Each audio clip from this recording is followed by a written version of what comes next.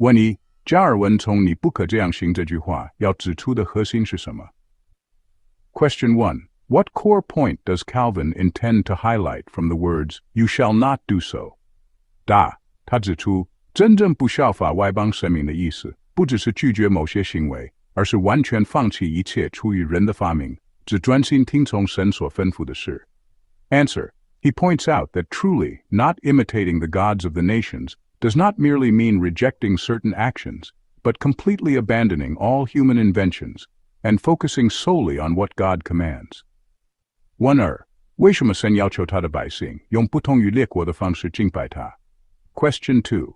Why does God require his people to worship him in a manner different from that of the nations?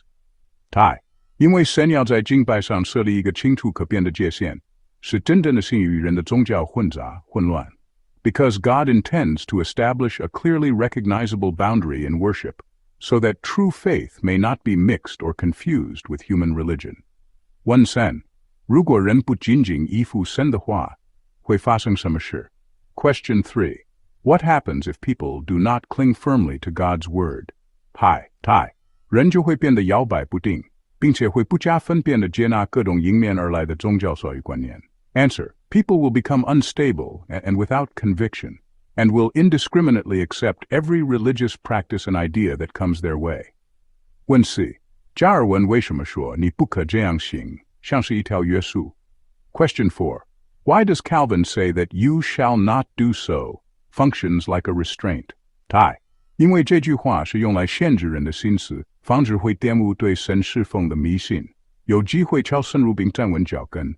Because these words are meant to restrain the human mind, preventing any superstition that would corrupt the service of God from quietly slipping in and establishing itself.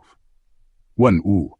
神对这些外邦的敬拜方式，态度只是不接受吗？ Question 5. Is God's attitude toward these pagan forms of worship merely one of non-acceptance? 不是。加尔文强调，神不只是拒绝这些敬拜方式，而是憎恶他们。Answer. No. Calvin emphasizes that God not only rejects these forms of worship, but actually abhors them. 问 6. 为什么加尔文特别提到焚烧儿女这件事？ Question 6. Why does Calvin specifically mention the burning of children? 答，因为这种迷信的行为，将其荒谬与邪恶表露无遗。父母焚烧无辜的孩子是极其可憎、毫无人性的野蛮行为，足以显明这类敬拜在是何等可恶。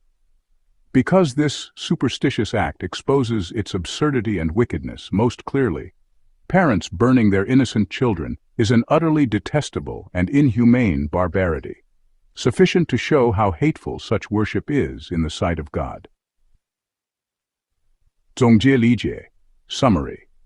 Understanding 叫我们明白，敬拜神不是选择题，而是完全是要克服的事。一旦离开神所吩咐，宗教会迅速堕入混乱与残酷之中。